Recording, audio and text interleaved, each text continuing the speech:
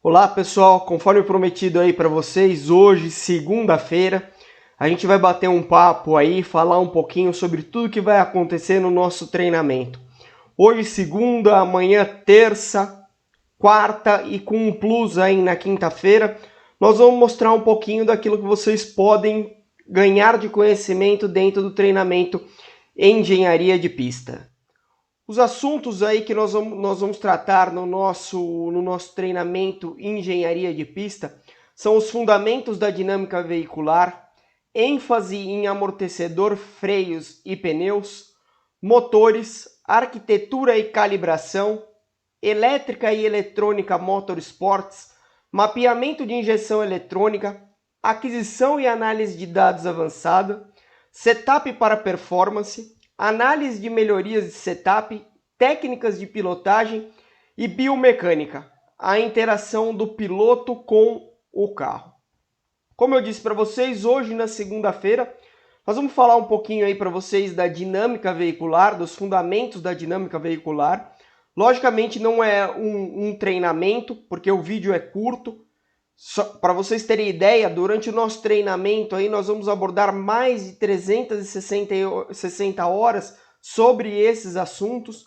São 320 horas práticas e 40 horas teóricas. Então hoje é um pouquinho só realmente daquilo que a gente vai abordar no nosso treinamento. Então a gente vai dar uma passada em dinâmica veicular para vocês poderem conhecer um pouquinho mais aí sobre os nossos treinamentos.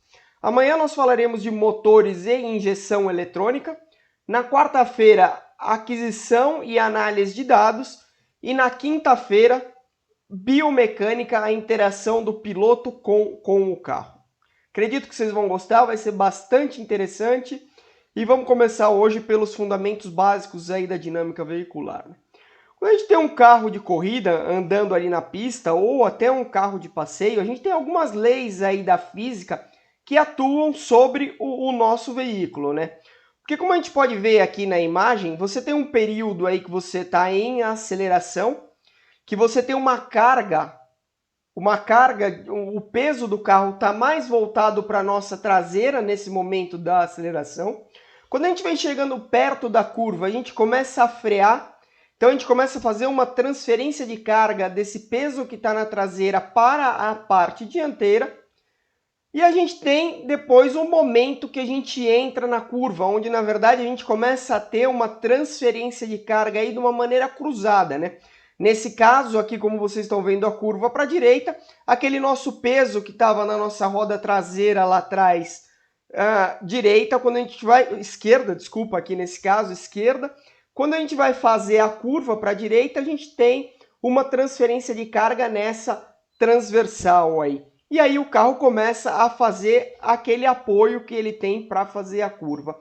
E aí depois na saída de curva a gente tem uma retomada de um balanço que ele fica neutro nessa saída de curva e quando começa a acelerar para a próxima reta, ele tem novamente aquela aceleração e a transferência de carga ali colocada toda ela para trás, né? E aí vocês podem ver melhor nessas duas imagens aqui, principalmente quando a gente vê as forças Gs atuando, né?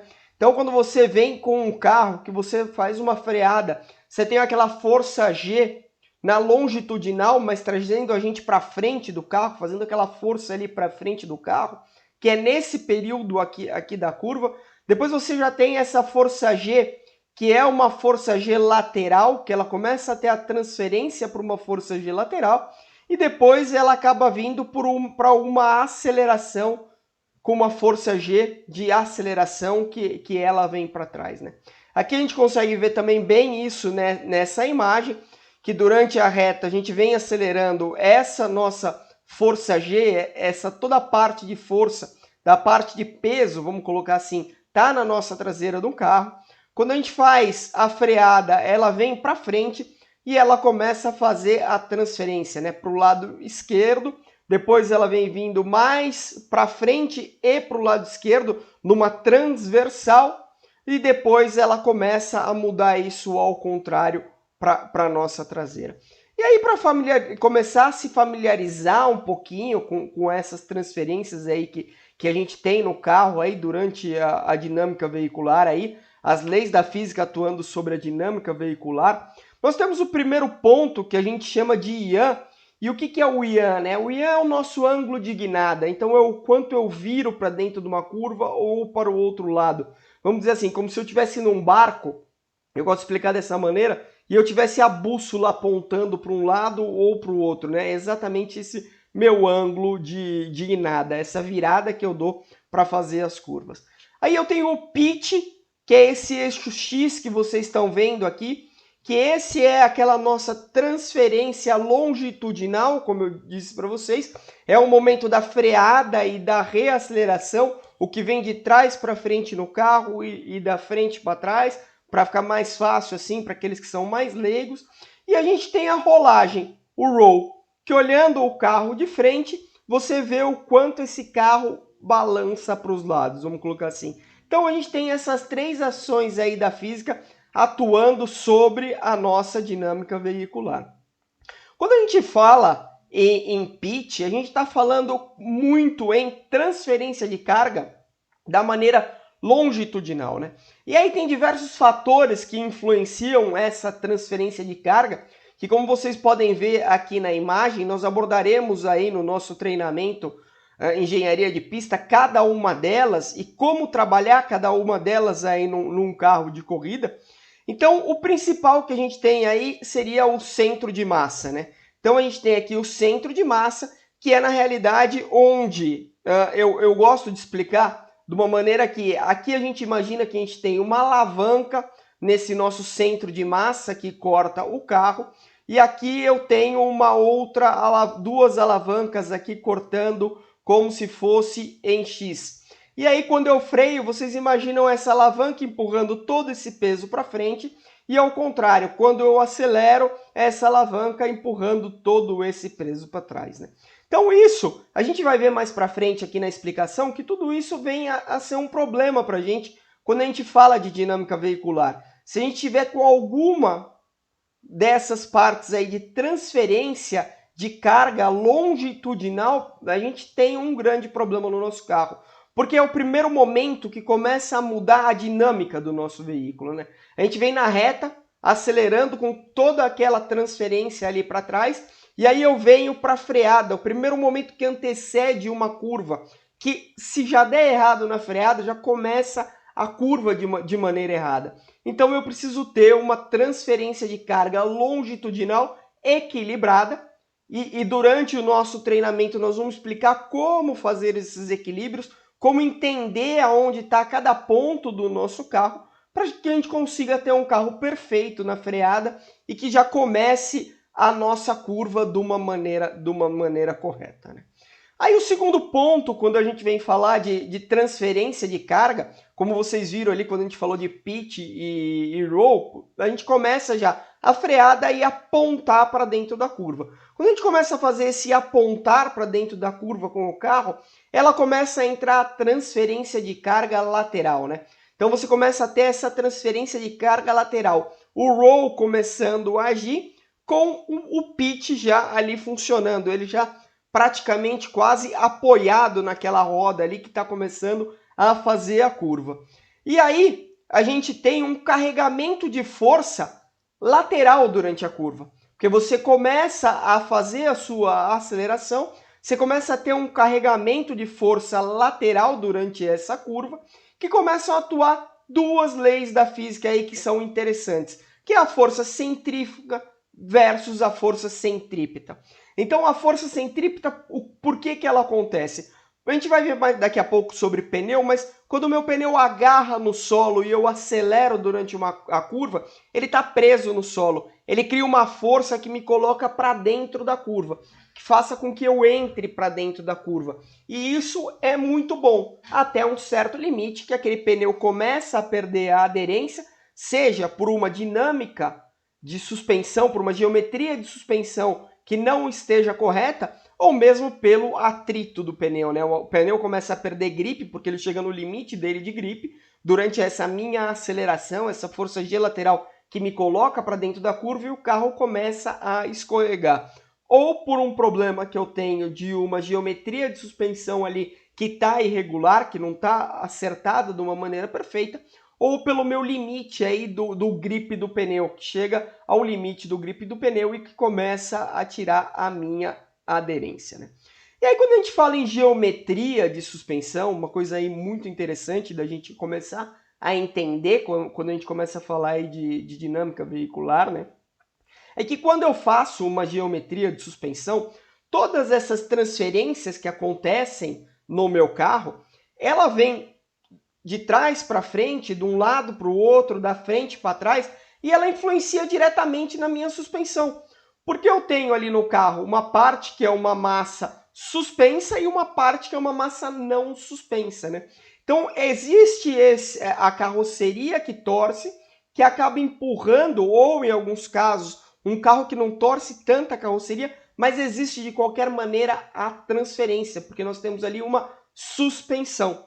E aí quando ocorre essa transferência, ela acaba atuando sobre a minha suspensão de uma maneira que muda a minha geometria de suspensão, a gente vai ver daqui a pouco, e faz com que aquela suspensão que, por exemplo, quando eu estava com uma geometria de suspensão que eu tenho cambagem, tá? Eu faço com que o pneu chegue a zero, eu quero que o pneu chegue a zero durante uma curva, por exemplo. O que é o zero durante a curva? É o que a gente chama de footprint, o que vocês estão vendo aqui. Que o pneu fique com aquela parte dele de banda de rodagem, que é aquela parte do pneu que está em contato com o solo, que ela fique 100% ali pregada no solo, né?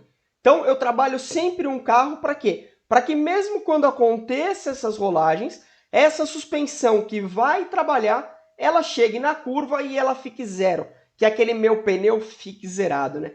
Que eu tenha, não tem como aqui no caso, por exemplo, nessa situação que vocês estão vendo, um pneu que na parte traseira, porque a gente está tendo um carregamento maior atrás, está tendo uma transferência maior de carga para trás, ele tem um footprint maior do que o meu pneu dianteiro, né?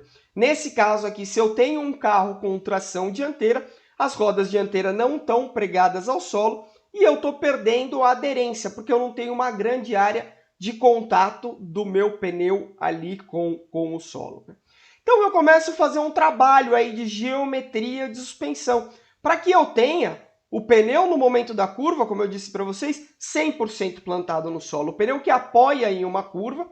Então, por exemplo, naquela curva para a esquerda que a gente estava fazendo, o pneu que vai apoiar vai ser o meu pneu dianteiro esquerdo. Esse pneu eu quero que esteja 100% plantado no solo. E depois, quando começar a acontecer o final dessa carga, que estiver começando a apoiar nessa minha roda traseira esquerda, que ele também esteja 100% no solo, que ele esteja 100% no solo.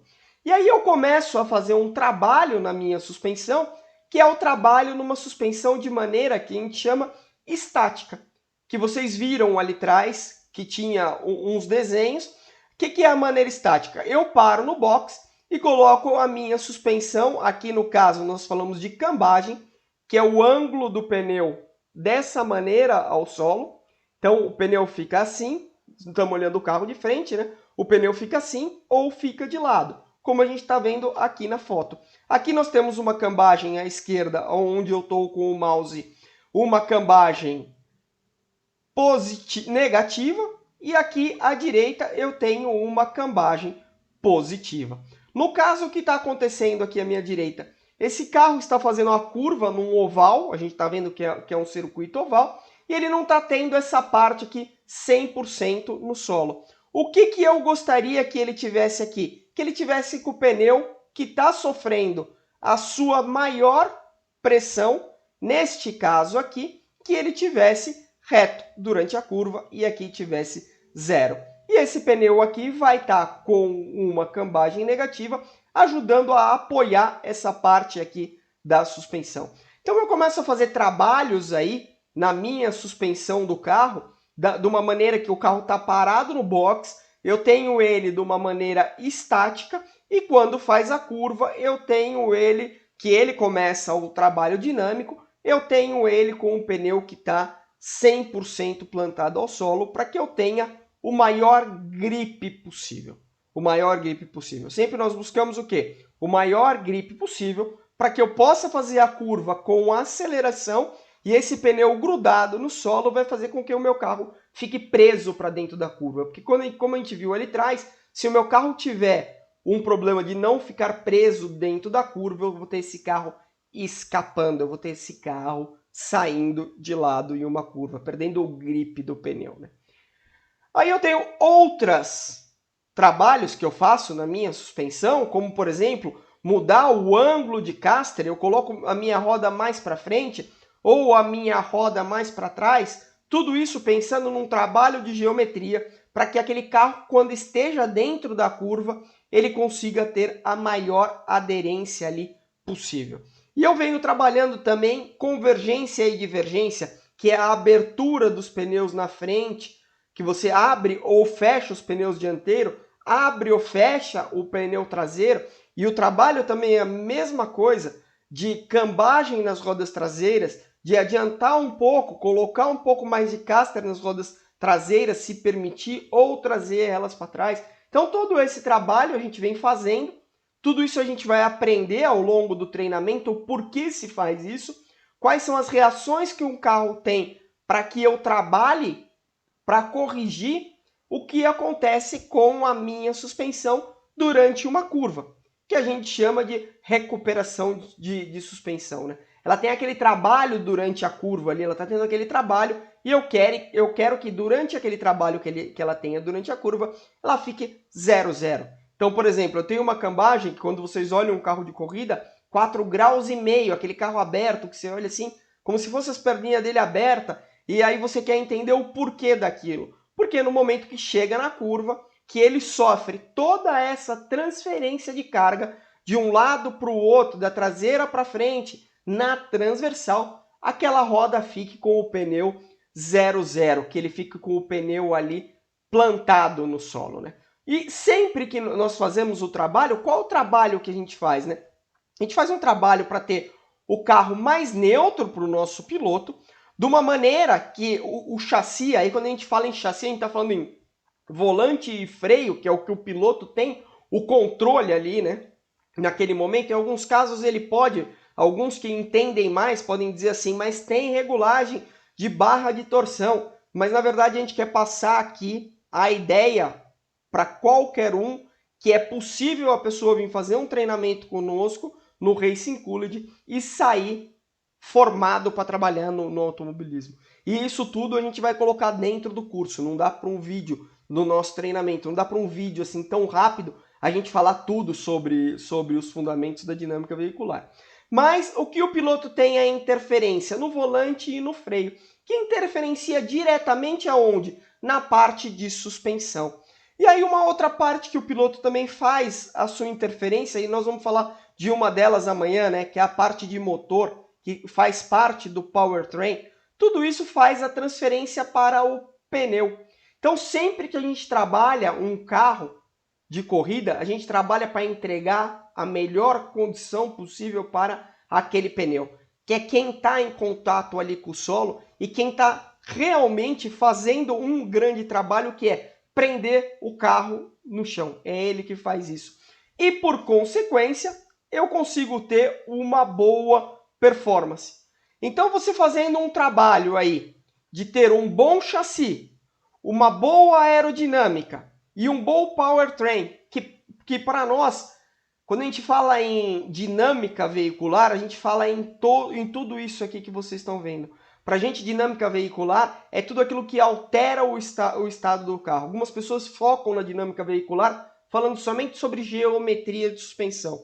A gente não fica só na geometria de suspensão, a gente acredita que tudo aquilo que muda o nosso carro, que faz mudar o estado do carro, então, por exemplo, quando você faz uma troca de marcha, que você tem o câmbio agindo ali sobre o carro, quando você tem um diferencial que também faz a ação direta, jogando aquela potência para o eixo que transfere para o pneu, isso, o motor que faz isso, tudo isso para a gente faz parte da dinâmica veicular. Então a gente aborda no nosso treinamento como dinâmica veicular e por isso que é de suma e de extrema importância, né? Porque, como eu disse para vocês, o pneu depois tem um sofrimento que ele é uma borracha. Ele está trabalhando em contato com o solo, ele vem tendo aquele trabalho e ele já tem as deformações própria dele dos pneus. Nós vamos falar muito sobre pneu no nosso treinamento e a gente vai ver isso também. Então, o quanto menos eu tiver interferência da minha suspensão, da minha dinâmica, das minhas leis da física atuando sobre o meu carro, para que eu entregue a melhor coisa para o pneu, eu vou fazer esse trabalho, né? E aí tem toda a parte de setup, de acerto de um carro, que a gente faz esse trabalho para fazer essa entrega aí para o nosso pneu e que a gente faça com que esse pneu tenha o seu melhor footprint possível. O que é o footprint? Aquela impressão do pneu no solo, que ele fique o máximo possível 0,0 com o solo e que ele consiga ter a maior aderência possível que a gente conseguir dentro daquele pneu, né? Porque cada pneu tem o seu índice e o seu nível de aderência. Então a gente tem mudanças, por exemplo, em compostos que faz tudo isso. Então a gente vai trabalhar ao máximo a suspensão do nosso carro, a dinâmica veicular do nosso carro, para entregar ali para o nosso pneu o que tem de melhor possível.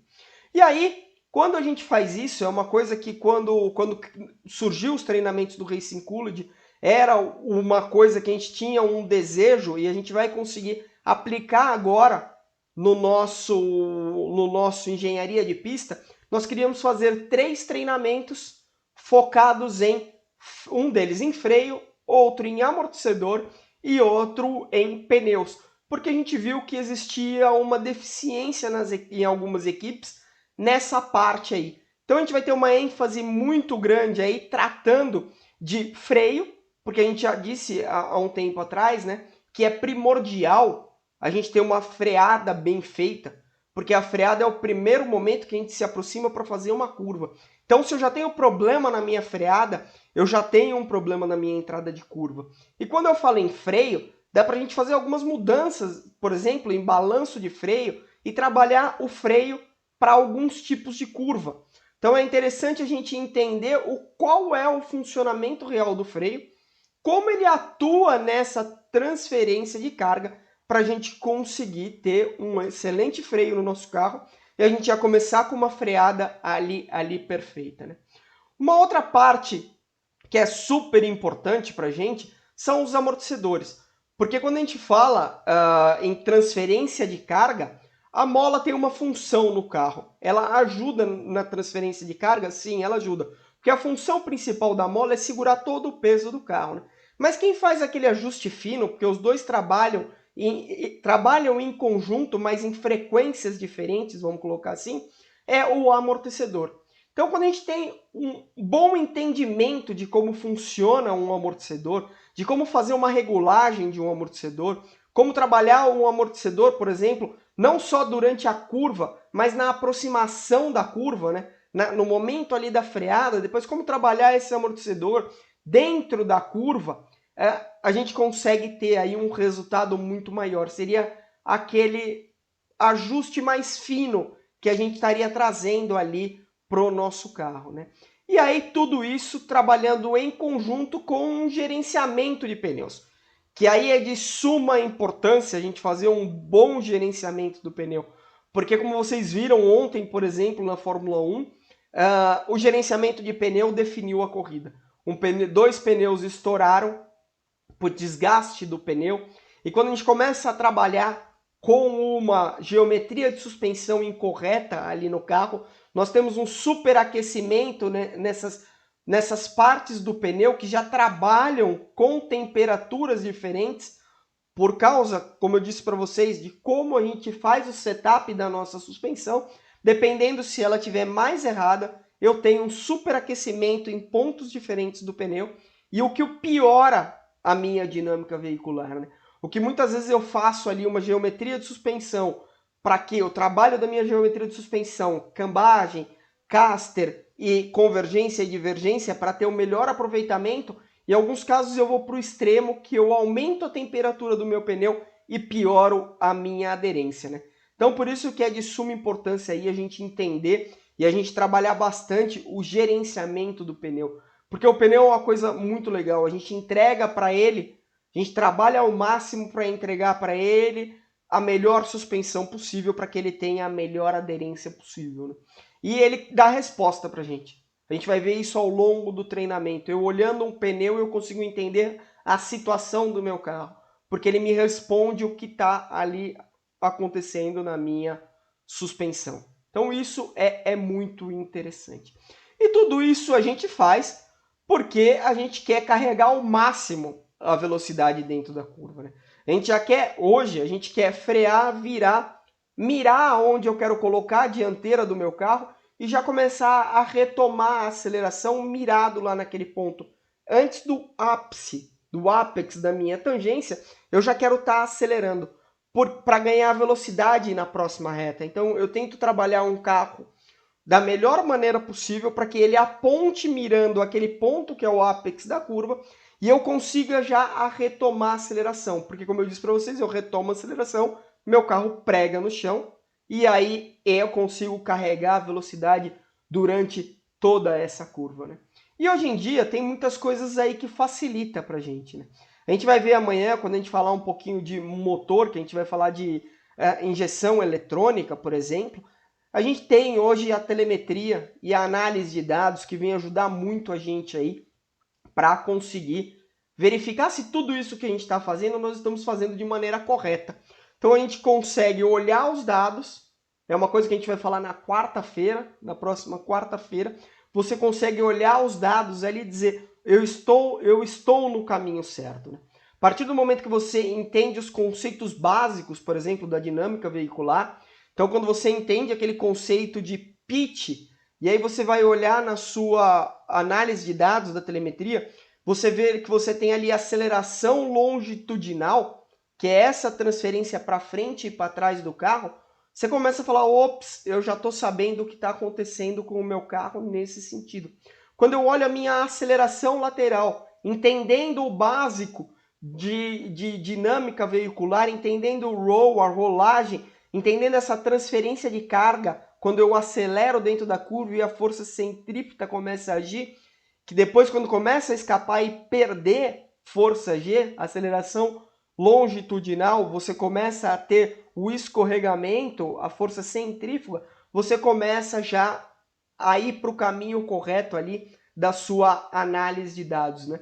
E muitas vezes a gente vê o que a gente vai ver na quarta-feira, que é a análise de dados já entrando um pouquinho ali, conversando com a dinâmica veicular. Em alguns momentos a gente vê analistas de dados somente fazendo crítica a pilotos e não olhando a análise de dados para ver uma correção no motor do carro, que a gente vai ver amanhã os sinais que dão, que a injeção eletrônica acaba dando para a gente, e aí a gente vai ver na quarta-feira alguns sinais de que os dados de uma análise de dados e da telemetria bem feita, eu consigo entender da minha dinâmica veicular, que é o que a gente falou hoje. E aí a gente começa a fazer um trabalho aí perfeito para depois ir trabalhar aquilo que nós vamos falar na quinta-feira, que é a biomecânica, é a interação entre carro e piloto.